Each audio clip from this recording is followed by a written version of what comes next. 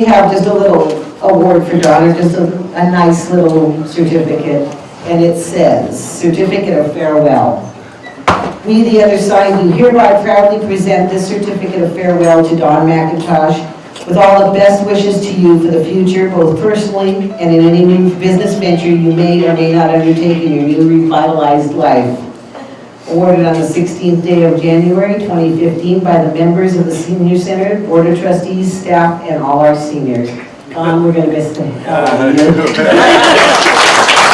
We operate a heck of a service for the seniors, and they need it, and they love us. And anyhow, I have, and I must say this, the most dedicated drivers that I've ever worked with. I mean, these guys are just fabulous. They're dedicated. They love their seniors, and the seniors love their drivers. I mean, believe me, if they get sick, so on and so forth, they don't show up for work, they're very concerned, and they want to know what happened to their driver. So that's something that's really important, is that the drivers pay attention to the passengers, and if there's something going on with the regular person that they pick up, that they check on them, because that's what needs to be done, is that that some of the seniors who maybe don't show up that day, what's going on with them?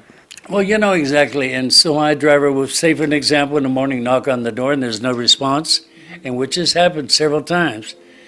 My driver alerts the officer, and the red flags go up, and we do welfare checks, so on and so forth.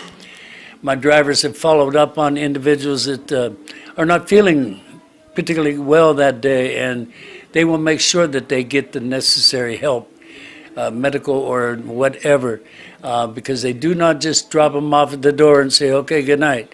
They make sure that they're home safe and sound, and they take into consideration their health, their needs. They want to know if they're eating, so on and so forth. They are dedicated to our seniors. This started out the transportation department with just one truck that was doing the transportation and Meals on Wheels. Yeah. It was a kind of a shabby operation in the beginning. And I remember when I did come in the first day, and Ola Smith and Ann were here, and basically they showed me the office that I would be working out of and says, get started. So anyhow, they said, well, you should know what you're doing. You've been in transportation. So anyhow, it's been an experience, and I loved every minute of it. How many trucks now, and how many Meals on Wheels? We have 6 vehicles that will transport passengers, 1 Meals on Wheels, and 1 utility truck. So we have a total of 8 vehicles.